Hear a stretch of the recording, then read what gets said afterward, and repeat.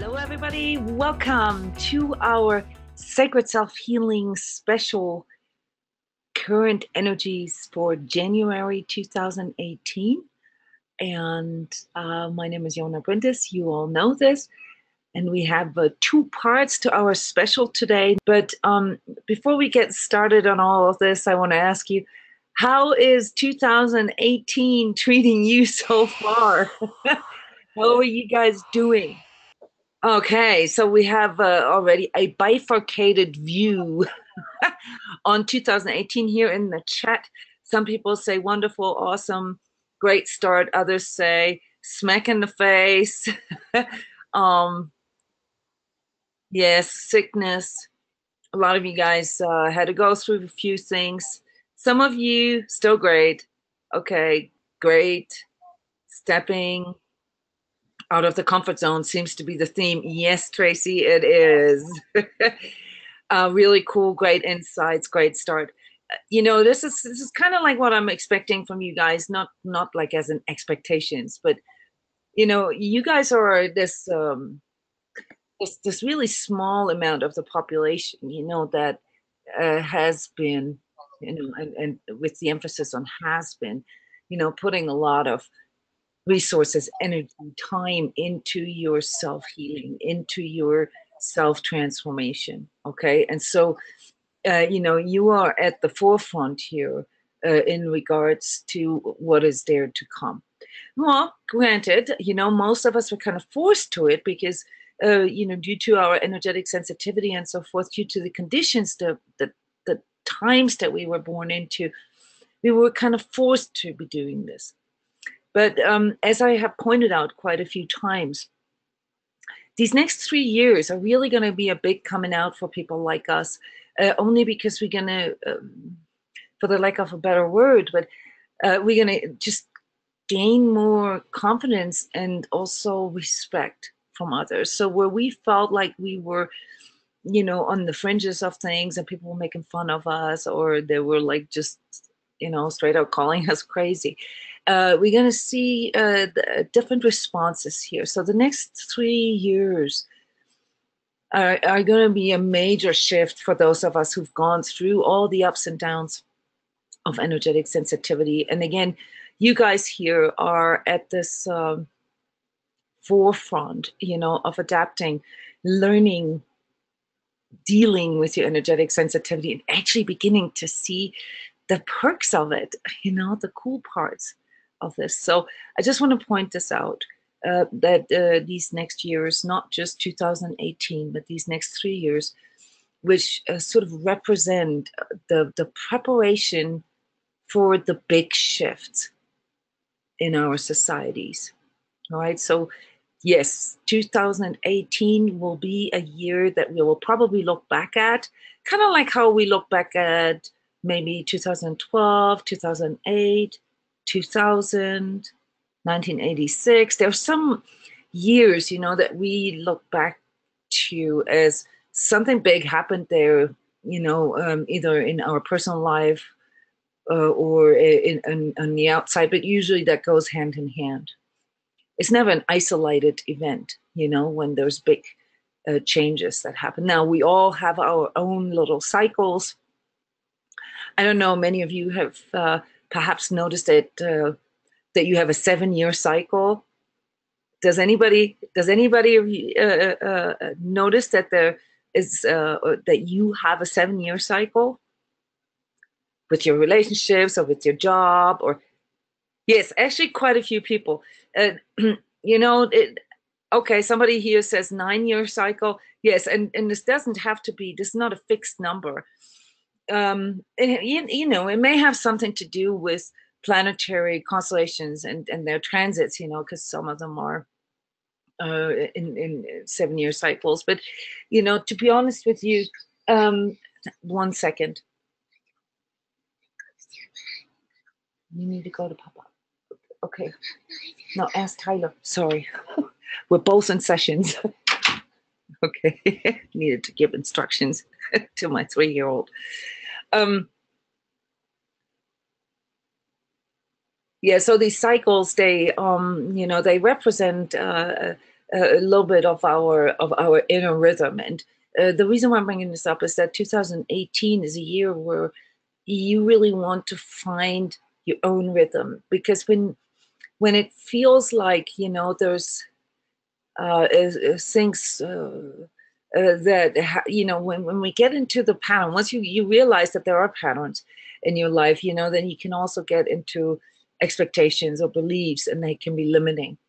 It's very important that you create your own rhythms. Okay, don't go into superstition.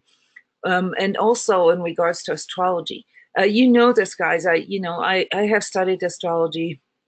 Well, not like as in studied. I'm not an astrologer, but I do understand astrology, and there is some very cool aspects to it that I can confirm. However, it is just like with gender and ethnic background, or karmic aspects that we have, and that is that these predisposed things, like that are predisposed by our birth date, you know, or by our gender, or, you know, what country we were born into, or what karmic family we are born into.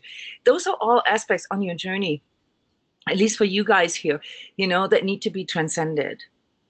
Those are all limitations for you now, because you guys are on the road to manifesting higher vibratory goals. And in higher vibratory levels, these predisposed things cannot be limiting anymore. So every resistance that you feel, every relapse, you know, everywhere you go low, you know, what triggers you to go low and get stuck there, is basically showing you where your predisposed limitations are. And this, of course, includes the way we handle things physically, emotionally, mentally, and spiritually. In other words, you know, if you have a tendency to mentally loop about things, or go into worry or anxiety too much, that is one of your predisposed patterns that is limiting you. And you can twist and turn and try to escape this as long as you want to. You'll never get past that limitation if you don't actively work on this. Okay? I mean, seriously. I mean, how many times have you heard me say, you know, when you're mentally looping, or when you get caught in worry, you know, what do you need to do? You need to get out of it, you know, because it's limiting you. It's limiting your perception, and it's limiting your options. So everything that we talk about in regards to free choice, in regards to actually, you know, feeling and trusting that you have a choice, that does not apply when you're in your predisposed stuff. Period. No. When you are in your same old ego loops, you will not ever feel that you have a choice. And you don't. That's how simple that is. Okay, so I don't want to come across too preachery here, but no, this is something that this year will remind you, like over and over and over again. So if you find yourself in loops and repetitive cycles in patterns that you've known for years, for decades, you got to stop right there. Time out. I'm not going to feed this. If you want any, you know, like in a nutshell type of energy tip for this year, is stop all the toxic patterns. That is the biggest step forward. Then, of course, you're going to have to fill this up and work on how, you know, you can invite higher vibratory or faster vibratory solutions in, which is, you know, of course, the major work. But if you are not willing, and I'm saying willing on purpose, to stop old patterns that you already know don't work for you, then, you know, there's no point in doing all this spiritual, conceptual, metaphysical work, because you're never going to get there. I hate to say it that way, you know, because if you're stuck in a low vibratory cycle, and not, you know, we talk about triggers here, we talk about how this even comes about and what it is. You don't have to have fixes or solutions.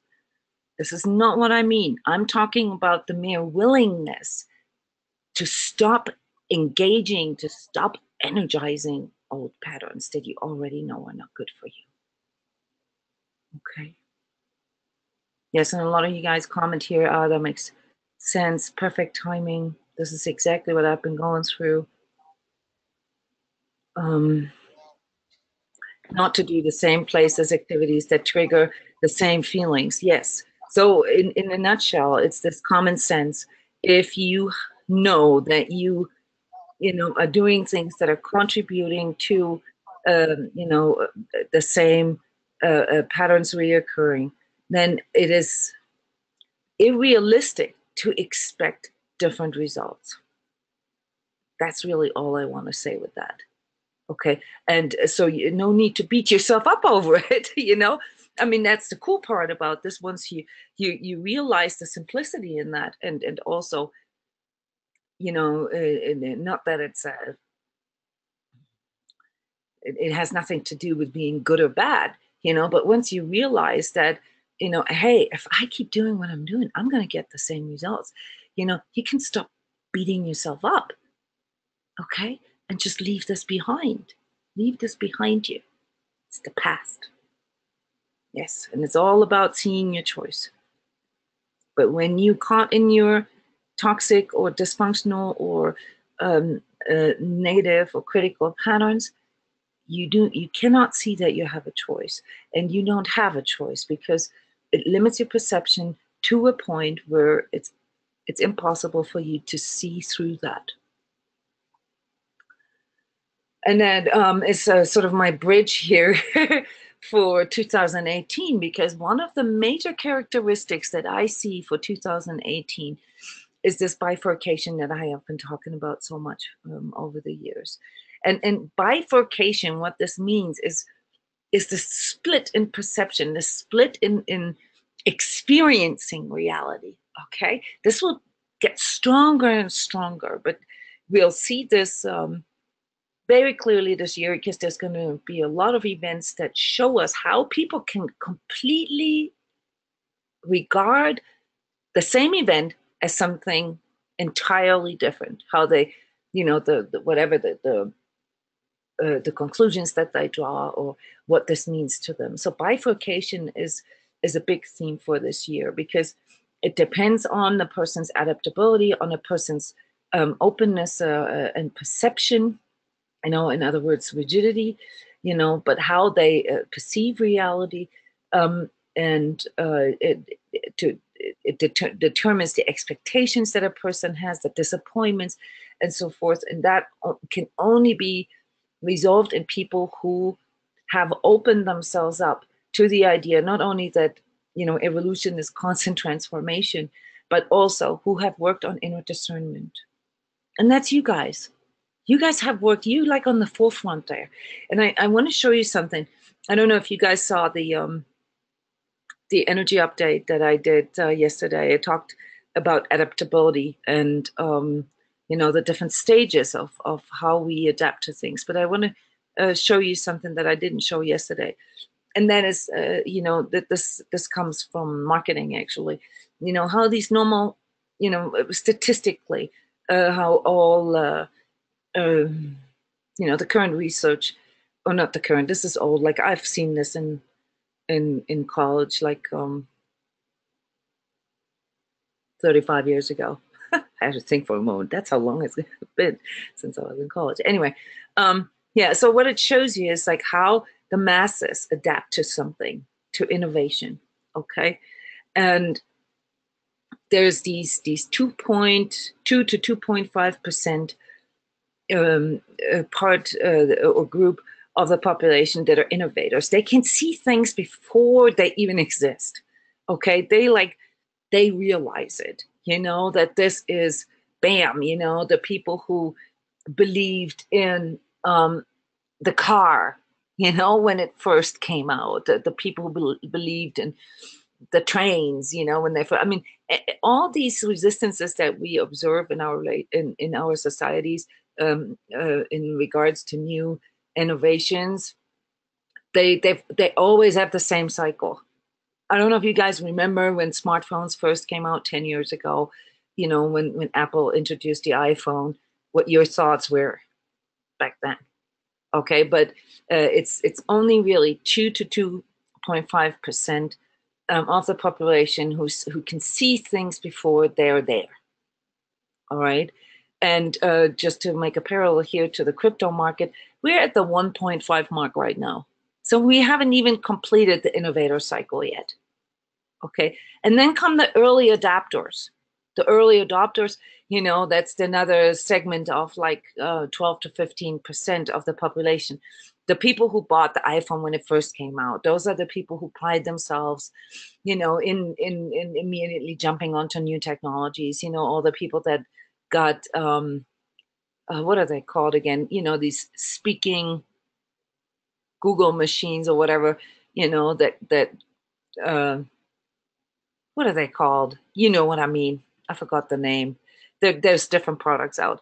They all got those for Christmas right now. So these voice controlled Google machines, they are you know, in the early adopter phase right now. So this is when a lot of people that you know, get these for Christmas and play around with this. The early adopters are usually the people who love playing with equipment. It doesn't have to work properly yet. You know, they're okay with that.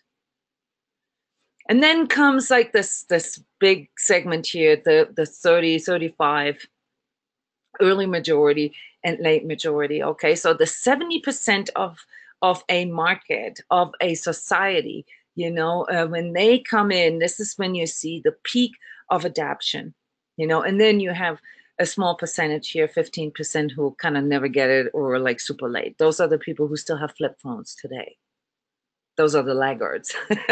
But that's okay too, you know, even if they have their reason, you know, but from a marketing standpoint or from a societal or sociological standpoint, that's how our uh, um, um, population can be divided. You know, there will always be people who are visionaries and innovators. There'll always be people who are early adopters. Then you have the mainstream, and then there'll always be people who will resist new things until, like, you know, when the innovators are already like 3 more cycles ahead of them. Okay, that's all normal. So in regards to cryptos, we're like here. We haven't seen anything yet, guys. Nothing. And next year, we're entering the early adopters. Okay. Because of that, I point this out to you guys because the buying pressure that will be produced through the early adapters makes it possible for us to just sit there, hold, you know, hold, don't do anything, you know, and just wait it out. Don't have to be a crypto trader or a specialist or nothing. You can just hold. This is the beauty of being at the right time, you know, at the right place. So as far as the cryptos is concerned, we're at the right time in the right place. Now, there's a lot of other things that will come, but, you know, like just for that financial aspect of our lives. There are other aspects in our lives. We're going to illuminate them here right now that will have different developments in 2018 where we're not in such a good place. All right. But that doesn't mean, not we as in this group here, but we as humans, as collective. Okay, so there are some things, you know, in regards, of course, to Earth's changes and environment and so forth, where we are, you know, a bit like laggards. Okay, and some other areas that I will mention. The chart that I brought up in the energy update here was a different one. This is something very important for you here. I'm doing this for step 21. This is something that shows you how something new that you adapt, how that replicates within your energy system. This is based on energy work, okay? But it also has to do with psychology. So it's the 5 stages of grief, the Kubler-Ross model, adopted to energy work.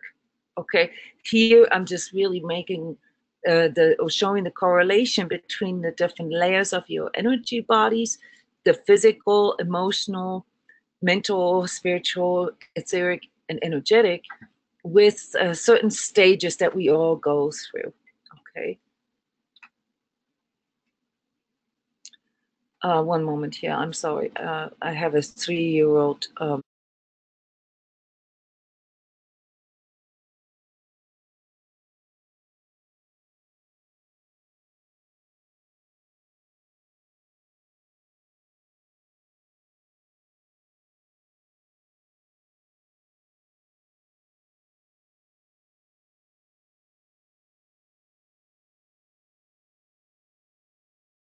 Okay, I apologize for that.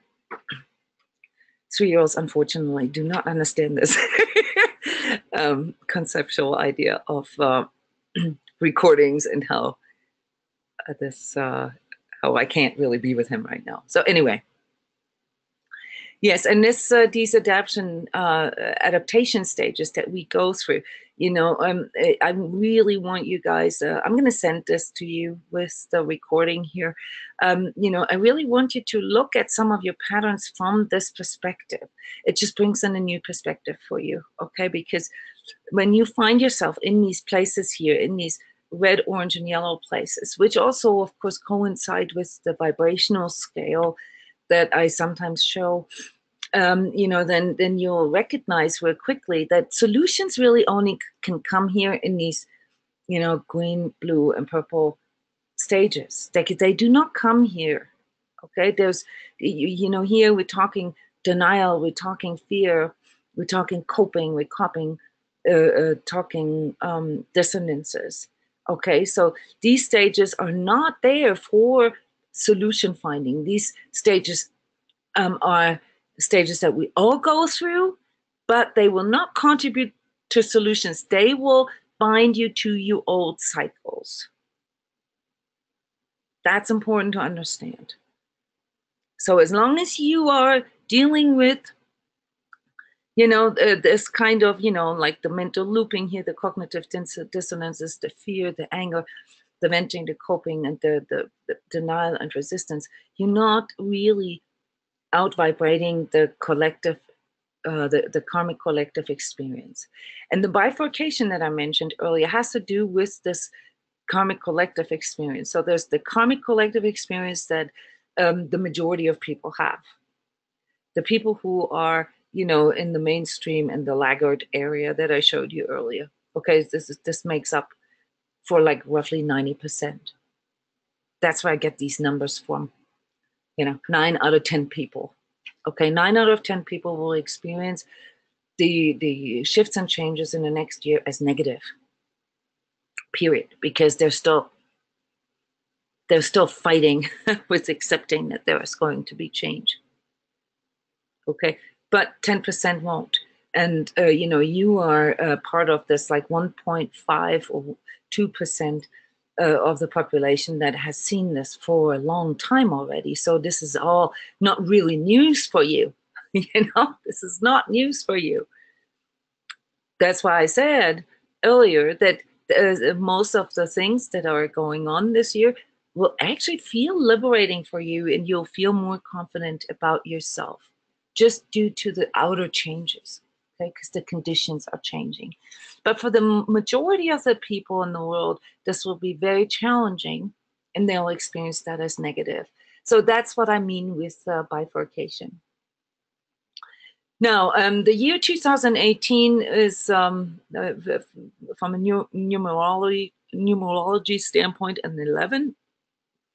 And I'm not, into numerology either, but I do look at it, and what I see there, if I look through the different types of numerology, there's a theme there that I see with the 11, and that is, there's subjects such as freedom, peace, playfulness, but also fear, and everything that has to do with karma and inner child liberation. Okay, and this is actually pretty accurate, like from what I channel for the entire year is, yes, it's going to be the year of working through karmic stuff, working through inner child stuff, and really liberating ourselves from these things. But again, the bifurcated feel of this year will show us that a lot of that is conditional. In other words, expect to go through ups and downs. Expect that when there's, good conditions, it'll be easy for you to see all that. It'll be easy for you to shift out of your old patterns. But when the conditions shift, then you'll find yourself back in that old slump. And I want you to mentally prepare for this, okay? This bifurcated nature also tells us that there's going to be a lot of different and challenging conditions. In other words, it is conditional. You'll feel this way, when this condition is met, and you'll feel that way when that condition is met. And this is why I'm recommending everybody to work on creating better conditions, right? So this is where I'm coming from when I say these things, because there's going to be a lot of conditions, and we better put ourselves into a place where we can handle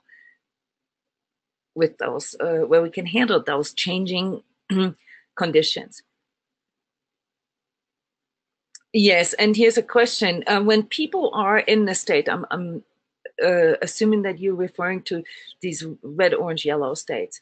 Are they projecting all their stuff?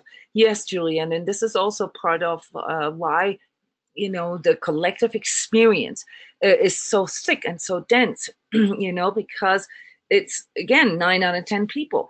And this is what you do when you are bargaining, when you have dissonances, when you're caught in your critical inner voice, when you're caught in your anger, fear, in your coping, in denial, shock, and resistance. What do? You project your shit. And this is what collective energies are. Collective energies are the culmination of all of people's projections.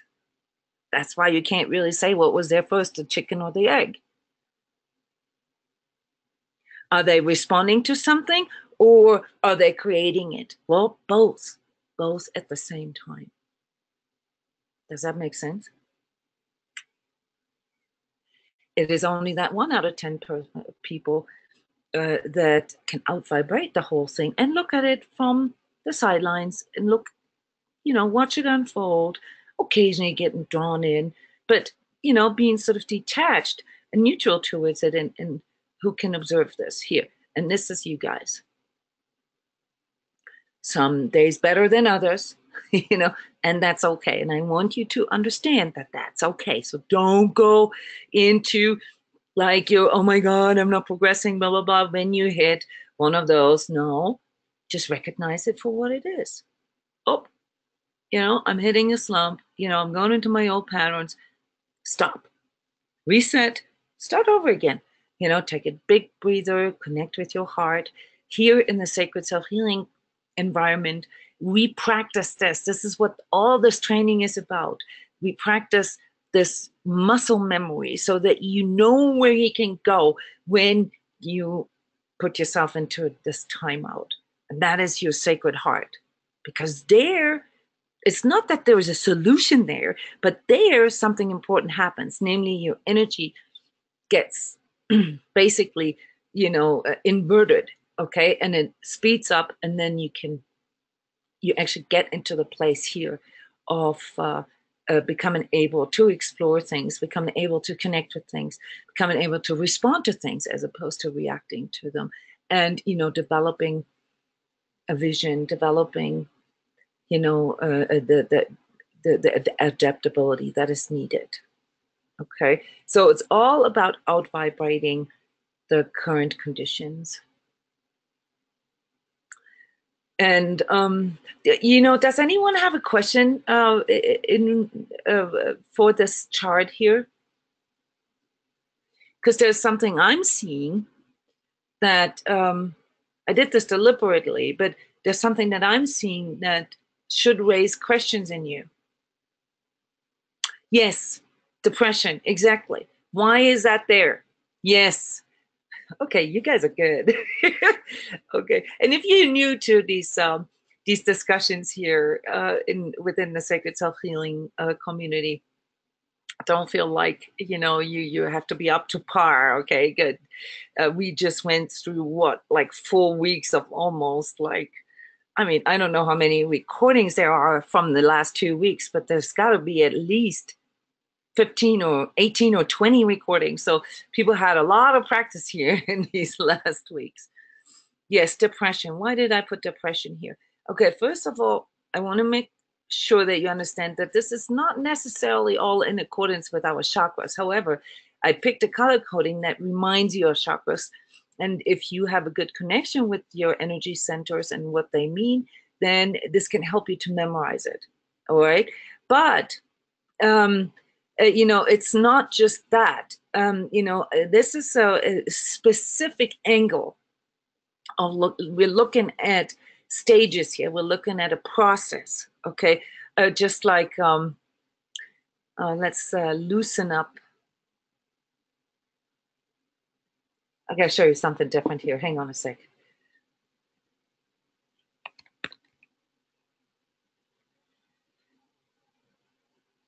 These other stages with what the subjectively feels like. How did I call this?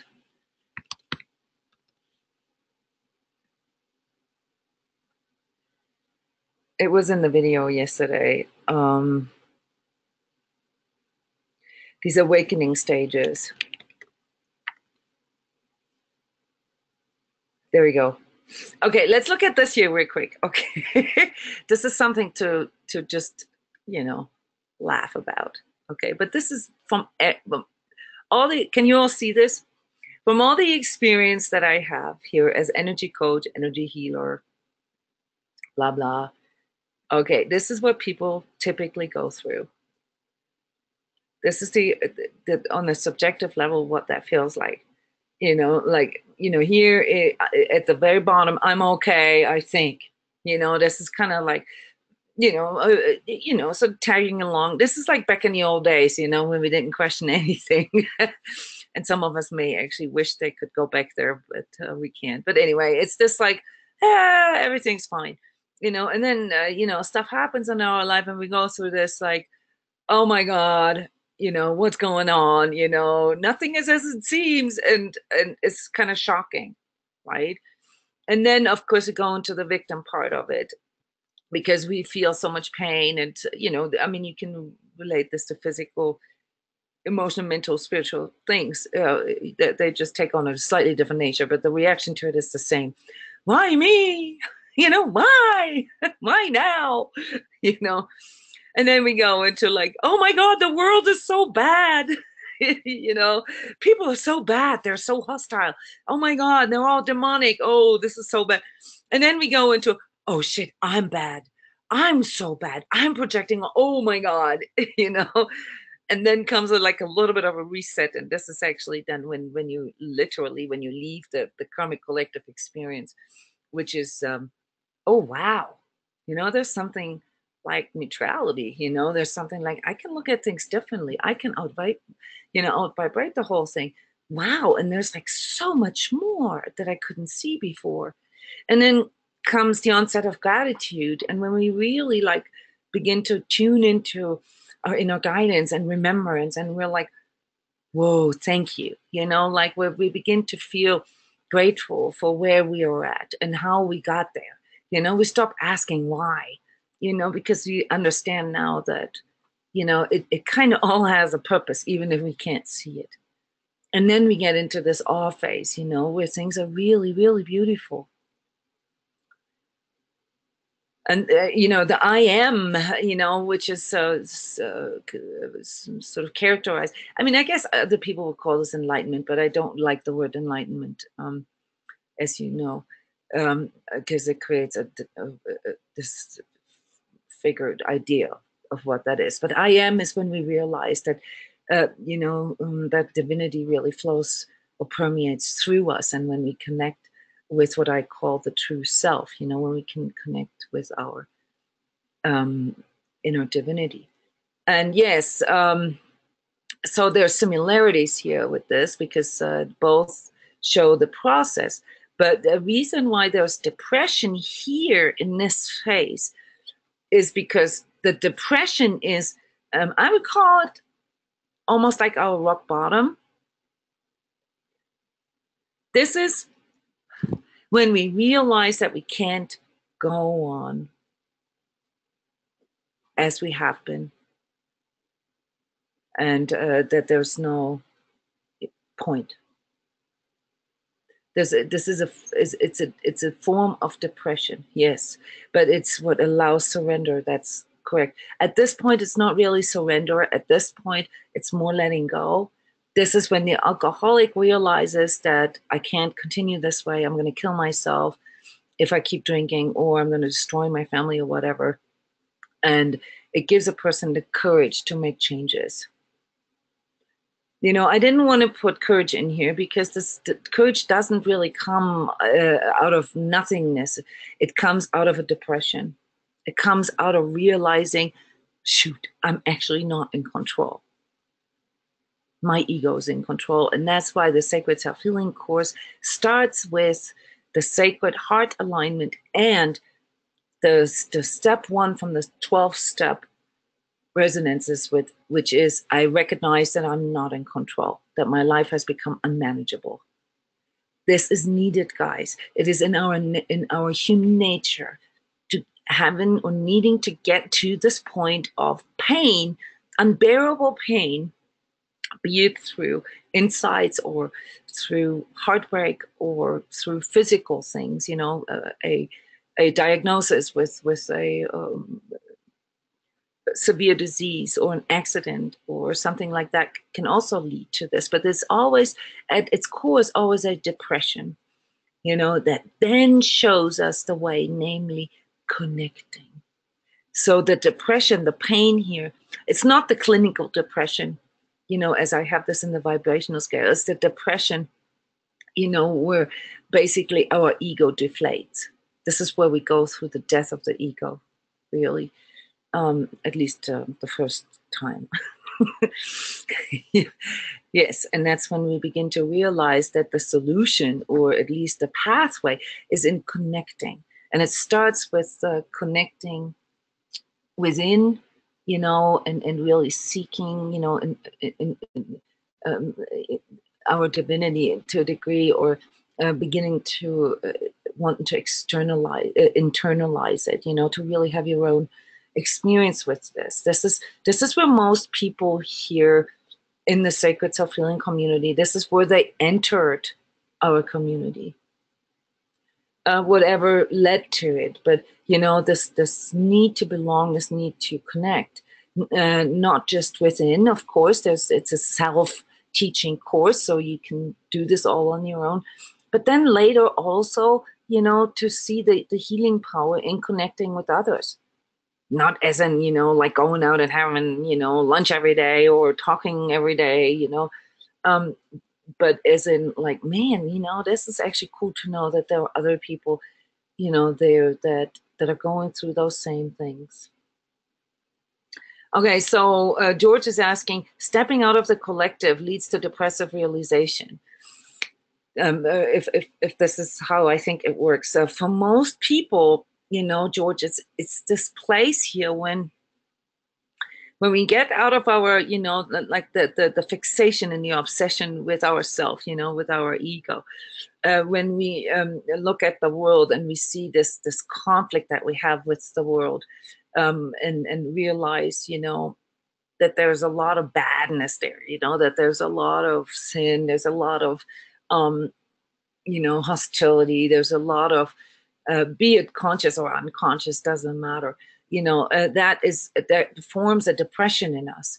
And the important thing is to understand that, it is not the depression itself that gets you out of the collective. It is the depression that can lead to you out vibrating the collective if you, and this is the conditional part, if you actually have the willingness to really connect with your feelings, connect with your heart, connect with others, and go beyond it. Because a lot of people get stuck here, and then that triggers the anger and the fear, and they go even lower with it. That would be the isolation. That would be the coping mechanisms. That would be the conclusion that the world and all people are demonic, and it's better to stay away from them. I mean, anyone who has the attitude that it's better to stay away from the world is caught in their ego. Seriously. Even though this realization may partially be true, but it's an ego perspective, namely that it's all more or less directed against you. But if you look at the world as like 90% at least unconscious and unaware, and only 10% really seeing that, then what all you really need to do is play your odds.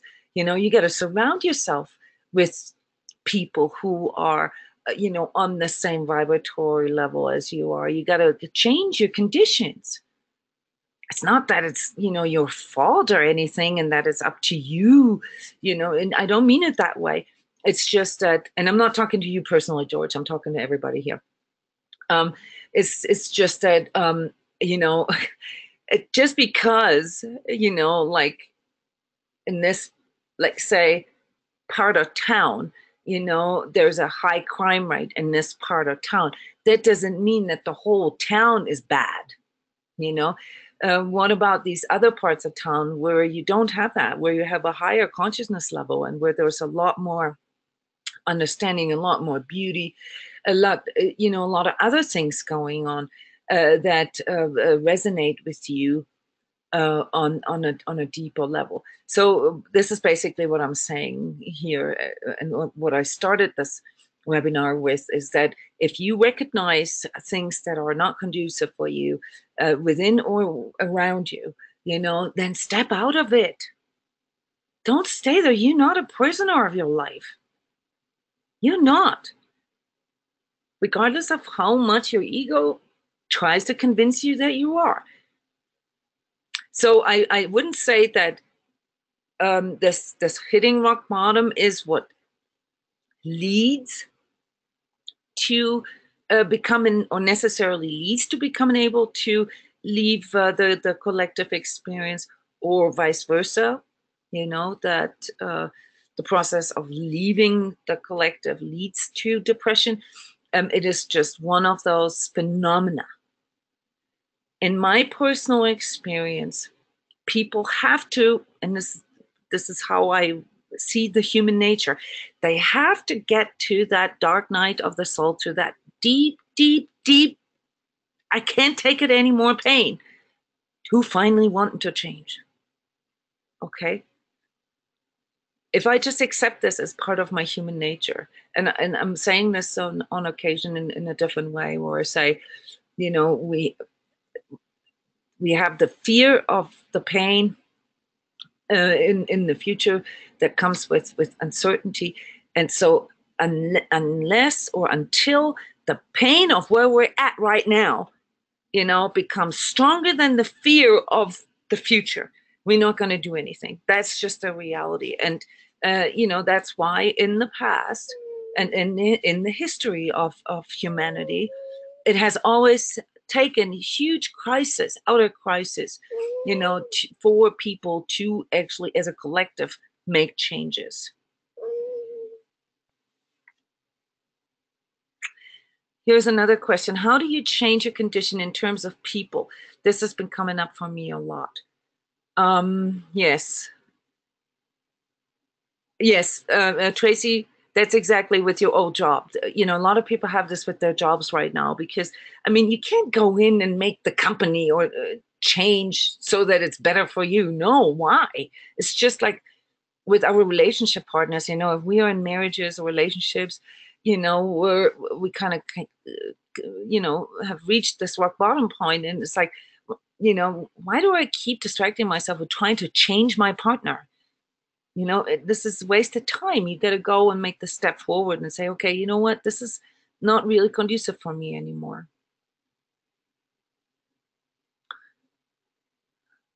Yes, there's a cool comments here, guys. Yeah, so let's reflect on this question here from Denise. How would you change your conditions in terms of people? This has been coming up a lot for me.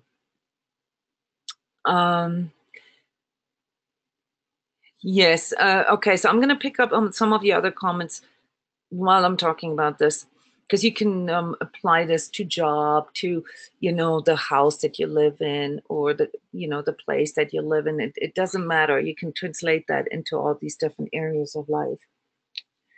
But how do you make changes? Okay. So first of all, here's something that Tracy commented on. A small change can sometimes make a big shift in our energy occur. And this is something that those of us who've walked on that path a few times have experienced in the past, and we know this and we trust in this.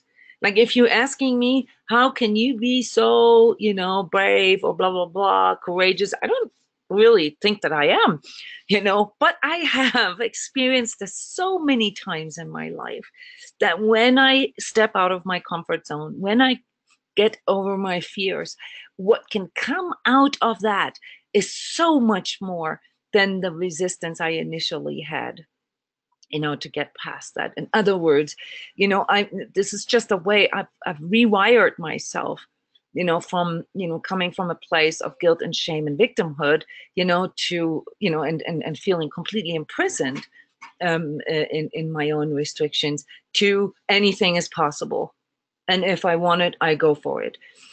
And this is how I rewired myself, namely through experiencing that this is possible and then repeating it over and over again, so that it has become my second nature. So for me, by looking at things as resonances, as energies, and realizing that all I really need to do in order to manifest a positive change in my life is to shift my energy into that faster vibratory place. Then the conditions, the outer conditions, they tend to change accordingly without me actually having to do anything.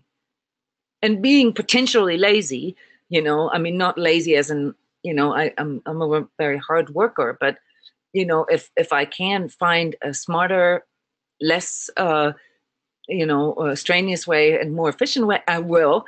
I recognize that if I do it this way, instead of constantly struggling and fighting against something, it's much more efficient and effective. So it's a lot less fight.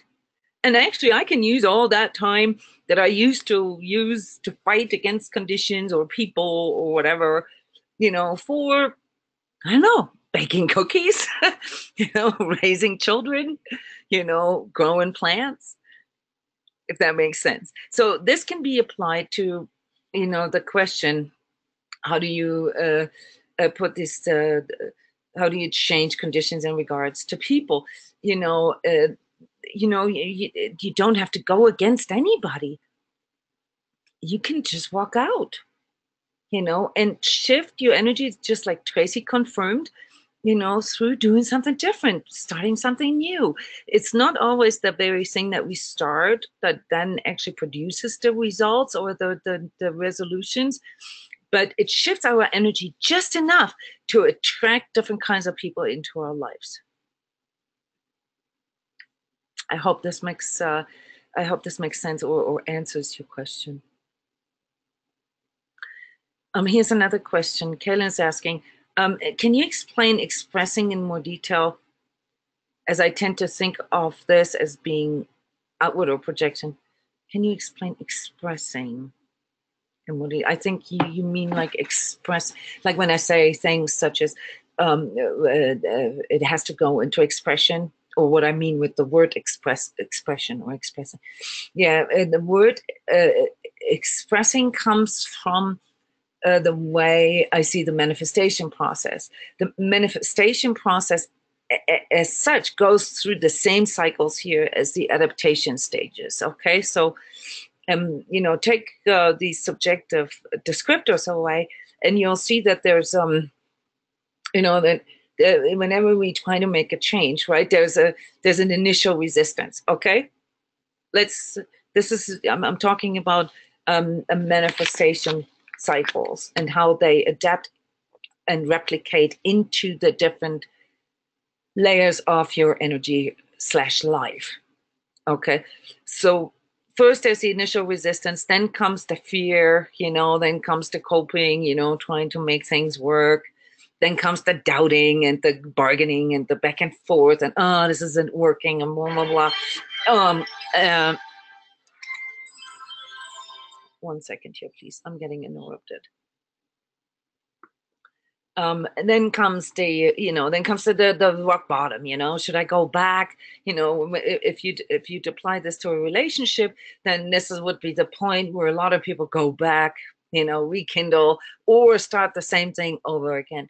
If a person actually sees, that they're, regardless of what the current situation is, still have improved, and that this just needs time, to express, and I'm getting to the answer, to express more, then that they can also choose the other way, and that is to connect more with things and to reflect more and to go inward with it and internalize. And that's when, and then, like, that's when you guys begin to see that maybe there are other options. Oh yeah. And I mean, it's like, again, here we're saying with the chicken and the egg, your attention will be drawn to new things. I cannot really tell you if it's like that there are new things appearing to you, but your attention will be drawn to it, and that is a form of expression. But there's also the expressing, of course, through ourselves, from within ourselves. So there's a two-way street between inner expression and outer expression. You begin to express, maybe things such as what I truly want, who I truly am, how I truly want it. And then the outside world, that's just how the manifestation, the energetic manifestation works, begins to deliver this to you, begins to show this to you, begins to respond to your expression with its expression, if that makes sense. And then there comes, there's a synergetic effect, where you begin to respond. So your system begins to respond to the outer system and vice versa. So synergy begins to set in, and that's really when your life becomes completely open for miracles. That's what a miracle is, guys. A miracle is you opening up your energetic field and your energetic expression into something that is faster in vibratory rate, that is wider, that is, has a broader horizon. And then the outside conditions, the outside environment will begin to respond to your faster vibratory rate and begin to deliver it to you. So it will go into expression as well. And that's a dynamic and energetic dynamic that you can observe in relationships very well. One person begins to heal, and they do this, in a non sort of expressive or infringing or controlling way. So they do this in a respectful way. It leads to the entire relationship and the other partner healing as well, simply due to the nature of energetic fields, and that is this osmotic nature. In other words, higher vibratory or faster vibratory fields will cause lower vibratory fields to vibrate faster if they are strong enough, if you can hold this field. So I hope this was not too metaphysical here, too theoretical, but this is what expression means. Now, you brought up okay, so you got it. Yeah, but you brought up one important aspect, and that is, sort of where is the difference between, expressing and projecting. Okay, well, there, it's very simple. When you express something, it's just your natural way of resonating on a certain level, on a certain vibratory level, of being in the understanding of things. When you express things naturally, it's more due to the fact that you've become that, not so much that you need to project it out. When you project out, it comes from here from the orange and yellow area, where you're still trying to convince, you're trying to force things out. Okay, that's when we project. When we express things, it's when, it really is just a natural consequence of us being that. So, like, the things that a lot of people comment about me, which I think are just natural, but, to just openly talk about energetic sensitivity and all that and blah, blah, blah, I have no cognitive dissonance with that whatsoever. I'm just completely one with it, and I just talk about it. I don't prepare. I don't want. This is just me. I can talk about this for hours, and this, with no resistance whatsoever in me, because this is who I am. I just know who I am. That doesn't mean that I'm better than others or anything like this. I am aware of what I have or who I have become. I don't need to convince anybody that this is better or no, that would be projecting. I'm just expressing. I'm expressing that. And, to be in the presence of someone who can freely and naturally express that which they have become is healing to others. Osmotically, this is where you perceive the healing. And this is why the sacred self-healing community as such is so much more important than, let's say, the workbook or something. It is that we can come here together and that we can talk about things and express things, and that creates a field. And that field is so high in vibratory rate that anyone who listens to these recordings, any recording for that matter, will make their energy want to vibrate faster as well. Even if they don't understand the word, they don't even have to be able to speak English. Their energy will still get it. This is really the part of the fundamentals of energy work and energy healing. And also why we promote a group, any type of group, sessions, so to speak. Yeah. Yes, and really cool comments from you guys. Really cool questions. Awesome. Yes, and some people comment that they can actually observe this. These dynamics that I just talked about it on a daily level, up and down. Yes, you can observe this, and this goes even within ourselves. Even for myself, it goes up and down. But becoming aware of it, and really sort of realizing that all these are things that work. Within the sort of a framework of laws, energy, not laws as in law and order, but you know what I mean. There's there's a structure and a rhythm there. And when I said earlier, find your own rhythm, I meant this on many, many different levels. Find your rhythm, because that is what strengthens your field. Don't try to be like anybody else, or somebody, or not even someone whom you admire, because it weakens your field. Okay. All right, let's conclude here. The overview of 2018 and how to deal with it. This was a really cool discussion here. Let's conclude this with just sort of bullet points for 2018, and then it'd be great if we could move to the channeling part. And when I usually, like 2-3 weeks after we had this meeting, I edit it and put it out on YouTube. I'm going to cut out the channeling part. That's too private. That's too, I don't want that out there.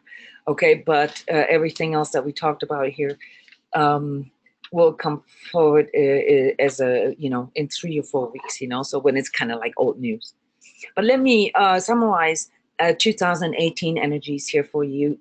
And you don't have to write this down, but I'm really going through all these different aspects of life, collective life, and personal life for you to pay attention to.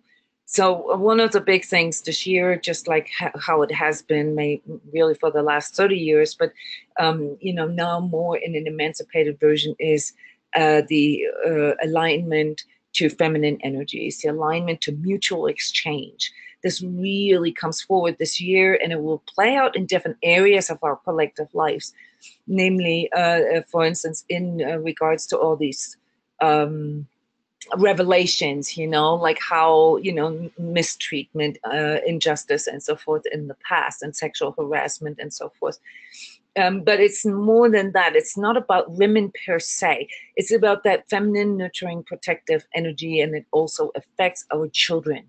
So this year, you'll see a lot of news around, still, of course, like the sexual, the harassment stuff, the abuse, the pedophilia, the women and children, slavery, lots of news around this, and the truth about these kind of things. Okay, but It's more so about the protective aspect and the preparation that needs to come in for our children for the future. Okay, don't know if this makes any sense, but that is normally associated with feminine energies, and within ourselves, of course, also in regards to aligning ourselves to softer energies. But it is the nurturing and the protection part, but the feminine version of protection. Okay, not the fighting or warding off the enemy. That will come up this year as well. But the main energy that wants to come through is the feminine version of that. With that, and not because of that, but with that, one of the big things that we're going to see this year is everything that has to do, that triggers the sense of belonging. So this is probably the single most important personal or transpersonal transformation process here this year for everybody.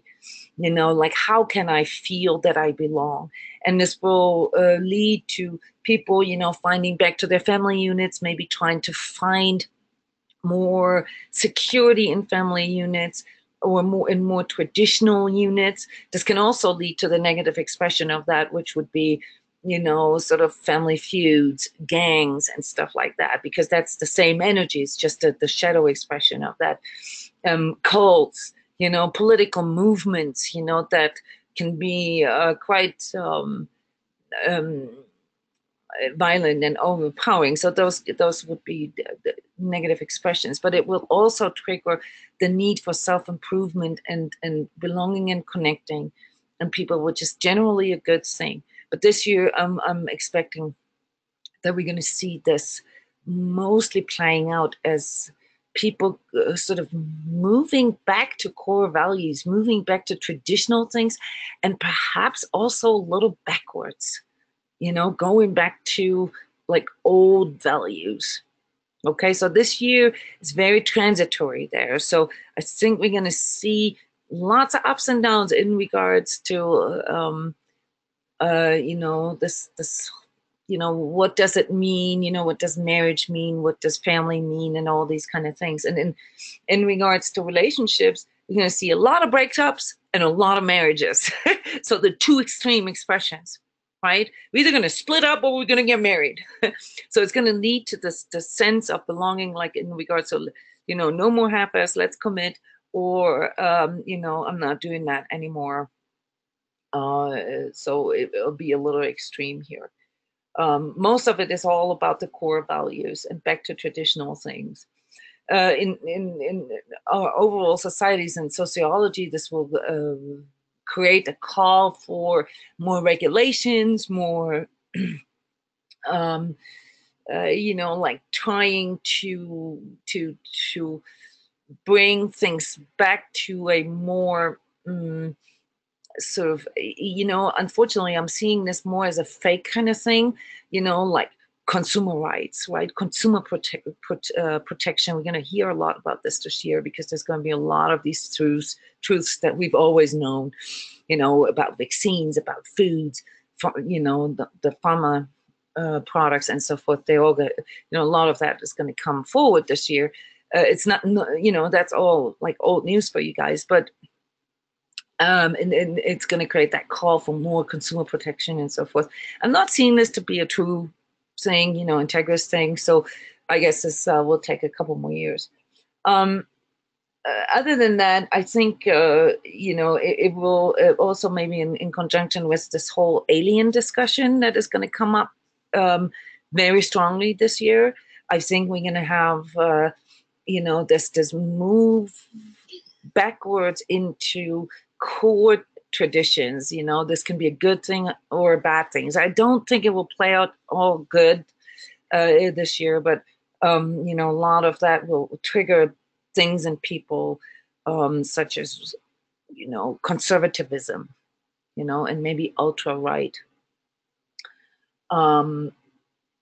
In the entertainment industry, I've already reflected on that. I think there's going to be a great year for movies and songs and all that, because there's lots of emotional release this year. And so these are usually the years where there's like really, really cool arts that come forward, and maybe also virtual reality will probably take hold this year, in the software industry.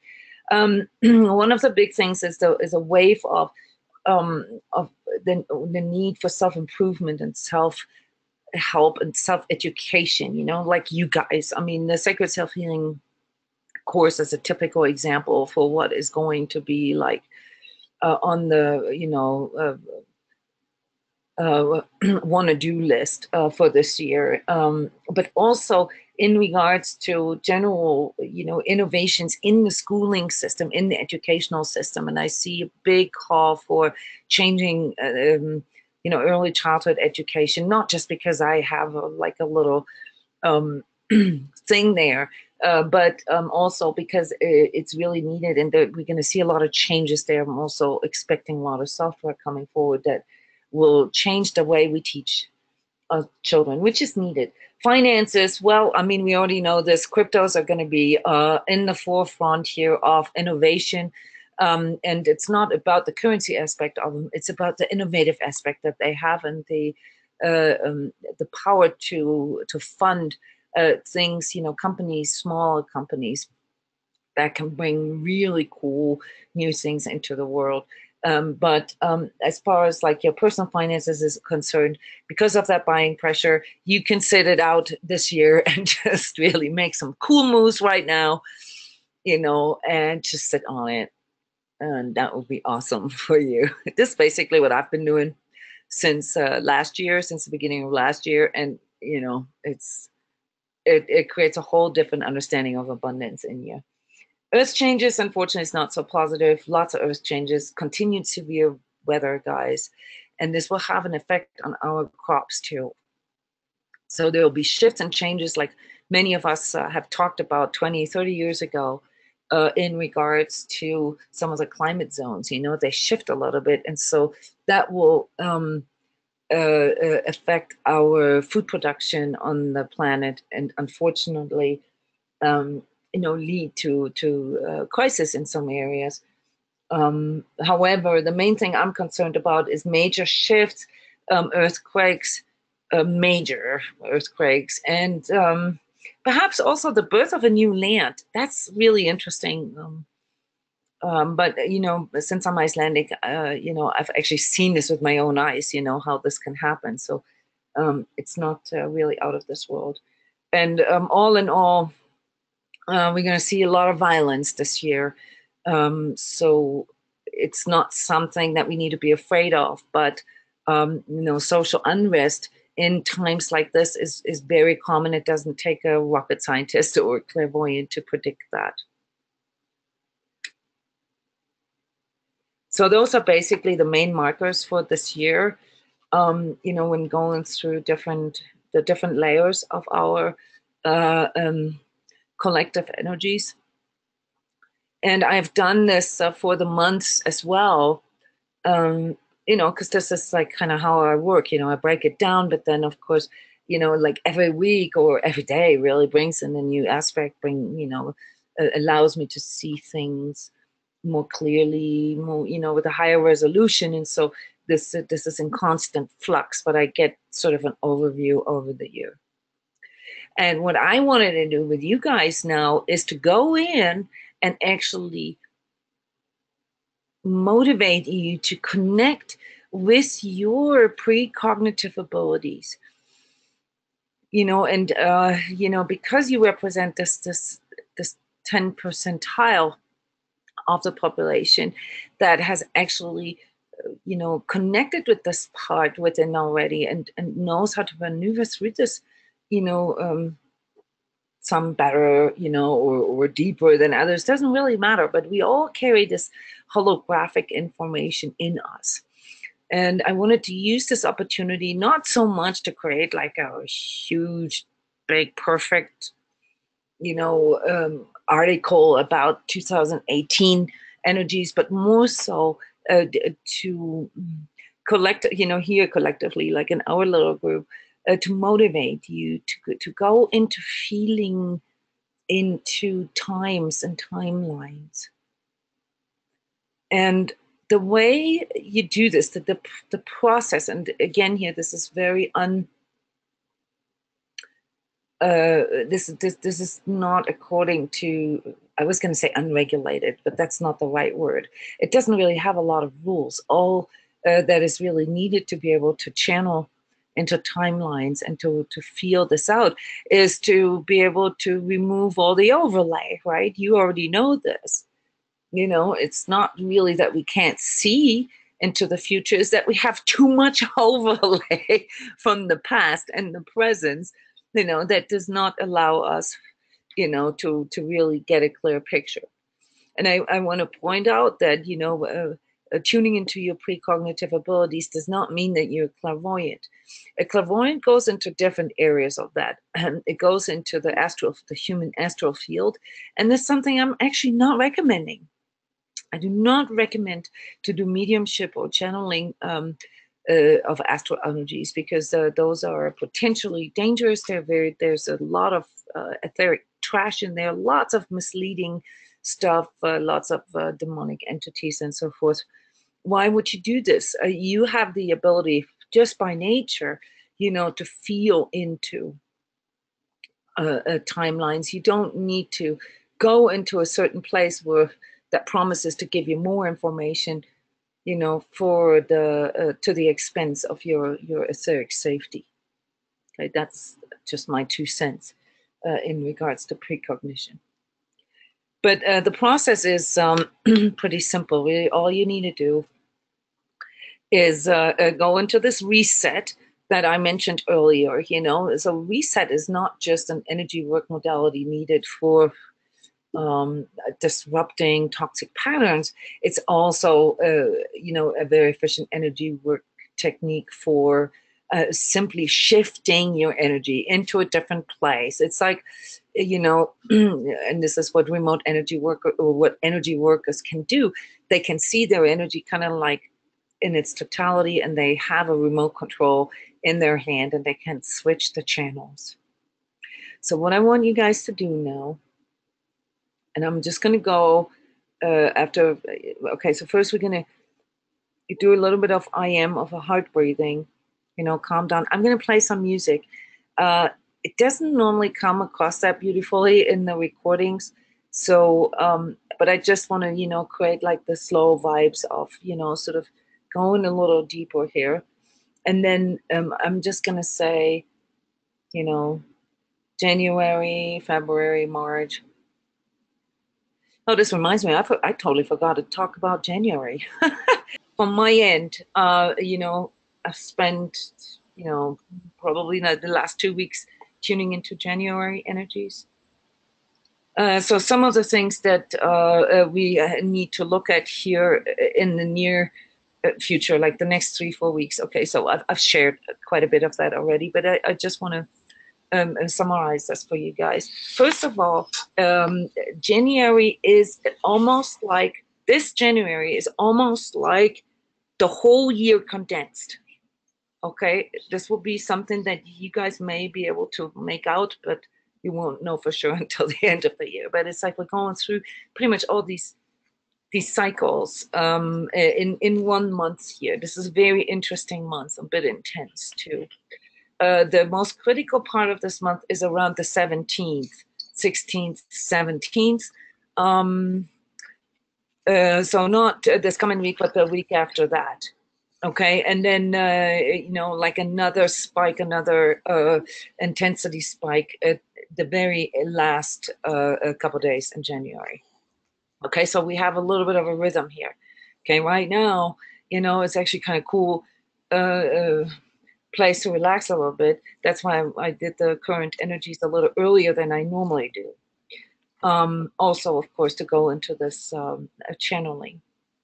But you know, we're really in the middle of still, you know, basically cleaning up the carpet. You know, everything that was swept under the rug, you know, needs to come forward, and that plays out in people's lives. You know, in relationships, the family stuff, with karmic stuff, shadow stuff.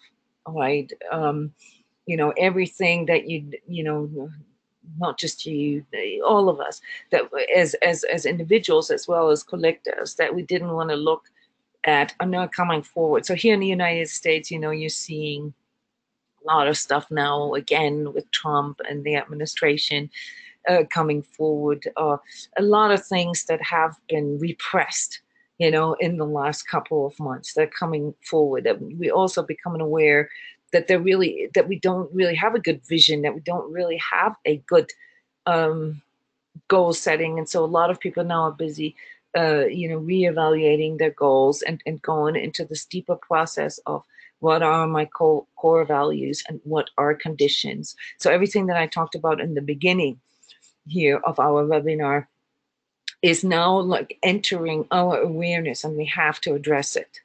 We have to address it. If we don't, or those people who don't, they will live, and this would be the karmic collective experience that I mentioned earlier, live aspects of that throughout the entire year, keep on getting pulled back into the same cycles.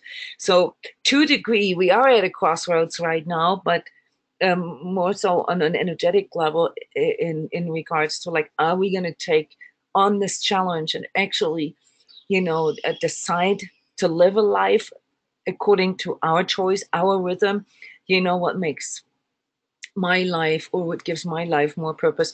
Or are we going to go with the masses? Like literally, who do you want to be? You want to be an innovator? You want to be an early adapter? You want to be a mainstream, or you want to be a laggard?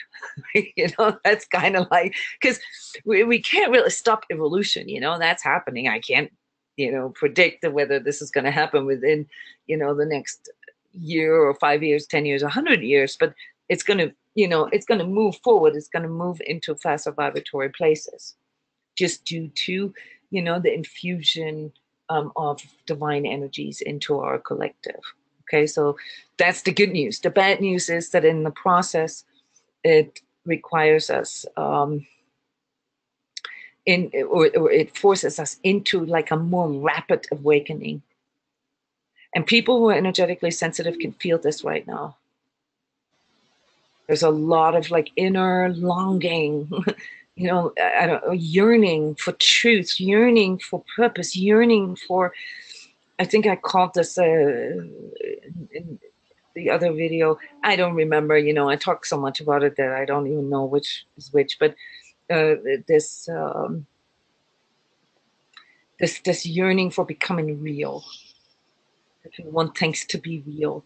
We want ourselves to be real, and we want our relationships to be real. And this is a good place to be in, guys. But January will be a little challenging on that because, that means you have to make choices. You have to make decisions. So this is about now really not just becoming aware, but also following through and going into expression of it, of your ability to make a choice and create better conditions for yourself. What makes life easier for you? What makes you stronger? What puts you into a better place energetically? Remember, we talked about this. If you make minor shifts, it can have huge effects because your energy is free to shift into a faster vibratory place. And then, the whole dynamics that the manifestation dynamics that we talked about earlier, they can come to fruition.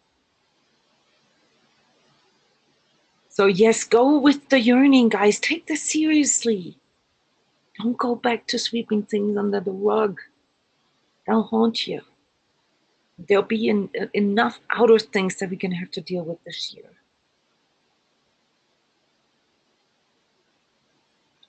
So this month is a little bit about, reconstructing things. And one of the important energies to work with, I've mentioned this before, is aligning ourselves to abundance and really checking on where we align ourselves to lack. If we keep on thinking about all the things that we haven't accomplished yet, what we don't have yet, what's so bad about our lives, well, guess where your energy is going? Guess what you're manifesting? More of that. More of lack. More of bad health. More of bad relationships. More of sadness. More of isolation. So you got to stop that pattern, and align your energy into that place of what would it feel like if I had it? In fact, formulate it this way. I'm focusing on how I'm going to feel like when I'm there. that is an alignment. And that affects everything. That affects your mental attitudes and beliefs, that affects your emotions, and it also affects your body. So if you have issues like, say, with weight loss or certain health, chronic health issues, to keep on rehashing all the things that are not working well in your body, or how your diets don't work, or how ugly you think you are because you have 20 too many pounds on you. You got to stop that. You got to disrupt that and put yourself into the place of how you're going to feel, and not so much as a future dream, but really go into the feeling of what it feels like when you're 20 pounds lighter, what it feels like when you don't have that physical pain, what it feels like, being happy in a relationship, what it feels like to actually have money on your bank account.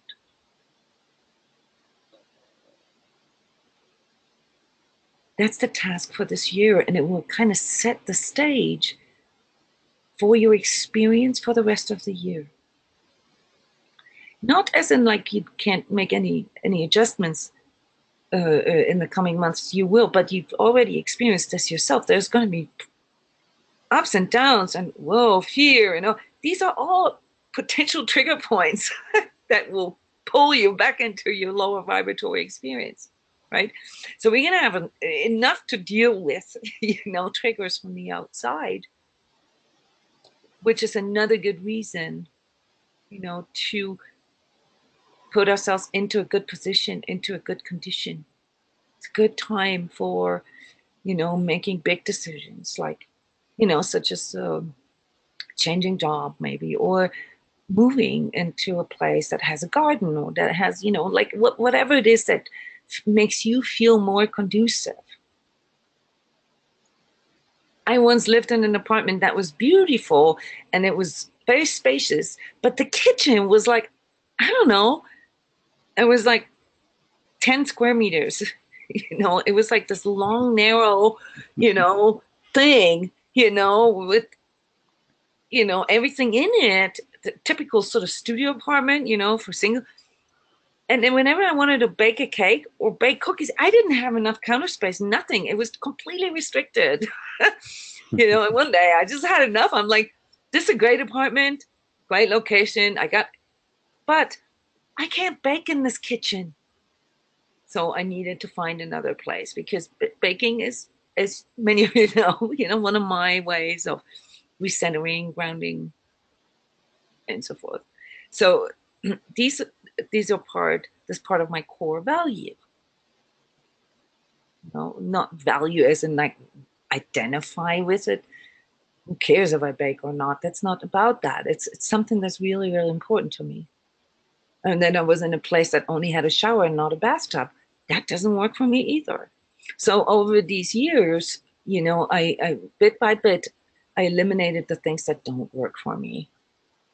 And that's how you got to look at it. It's an adaptation process, okay? And sometimes our adaptation process is also about eliminating, okay? So sometimes it's just about finding out what we don't want, and letting that go. We don't have to have a fix. We don't need to know exactly what it is that we need. Instead, all we need to know is that we are determined, to end, the things that keep us in non-conducive places or conditions. And then out of that shift, it can come a whole new dimension of manifestation. That's the trick. The trick is that you need to believe in miracles until you actually experience them. And the more you experience them, the more you align yourselves to that. And then you take that as your new reality. And then your whole life becomes a miracle. Not sort of in a mystified type of sense, in the sense of like every day new things happen that you would have never thought were possible, that your ego could have never made up, because your ego just can't. And that's done also when our determination turns into devotion. Talked a lot about devotion in the last 2 weeks, because that is the higher vibratory version of determination. It's the fourth chakra version of goal getting. You know, it's like to find out what really drives you. You know, your true talents, your true passion. You know, why you're doing all this. Your why. And once you can answer your why, once you can answer this is what I'm doing this for here. And it's not because I need to pay my bills. No, it's because this is, you know, what feels like my purpose. This connects me to the deepest core value of myself. Then you don't need to worry about things anymore. Then you just need to hold that place.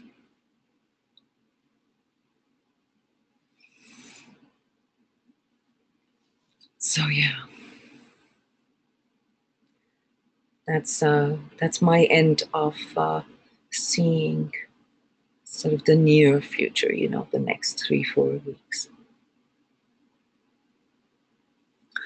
Anything anybody wants to add or inquire about?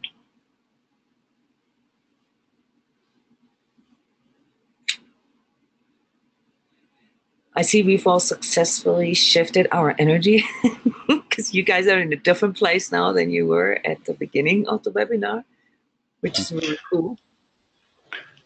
Yeah, I can tell that I'm in a completely different place that I was throughout the day.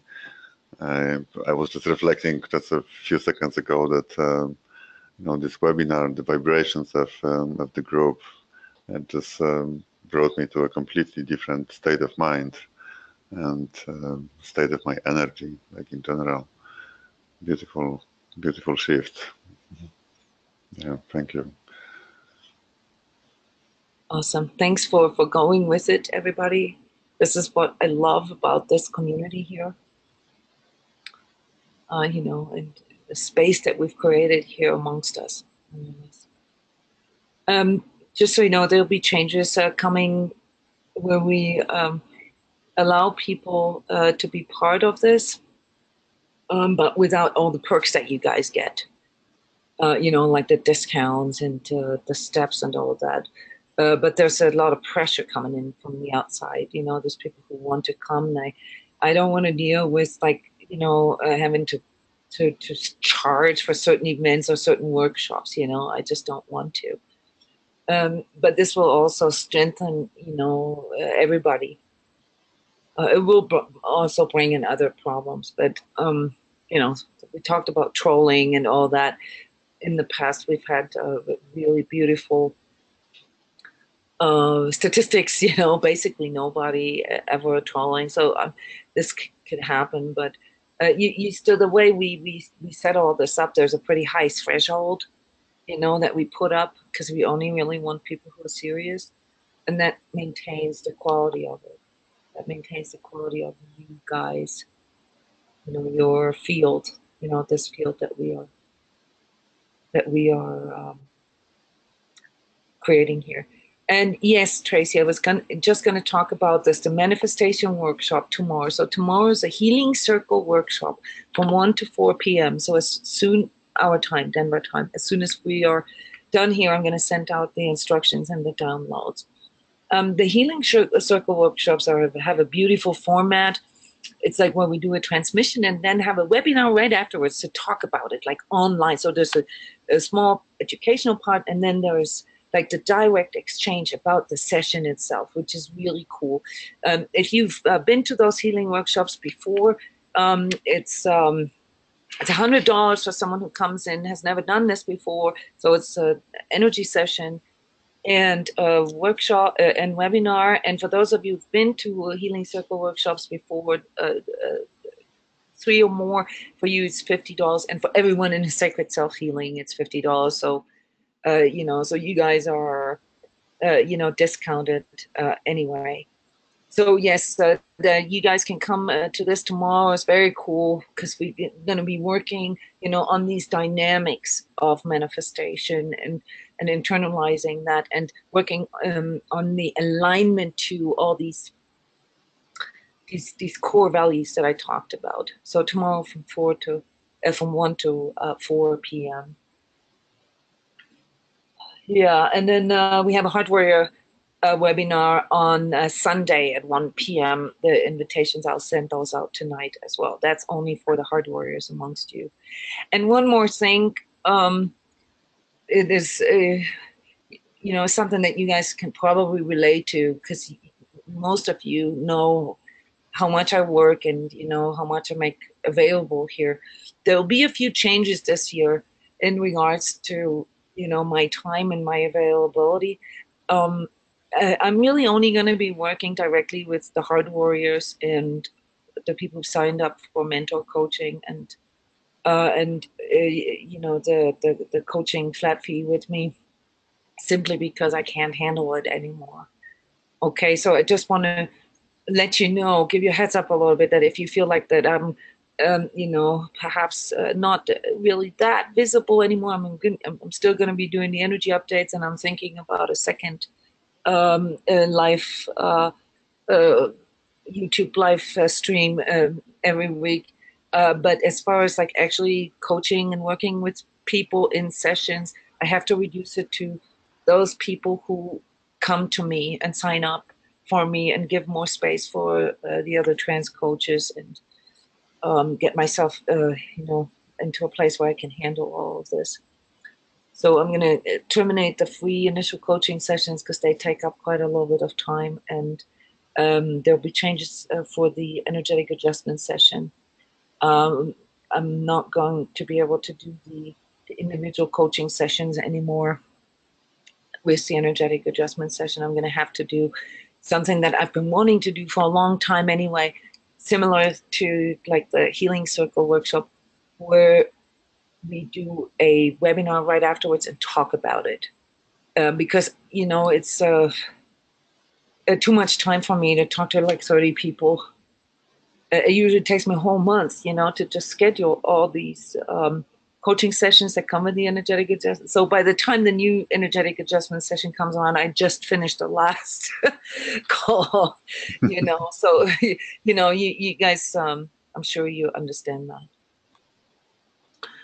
All right, everyone. It's all wonderful, and we're getting into like a really cool place here with this community, and with all the wonderful trans coaches that are emerging out of this. And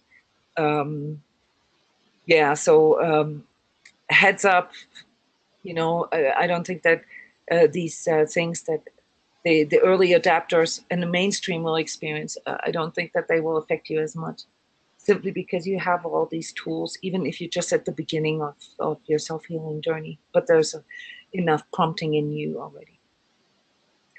Okay, everyone.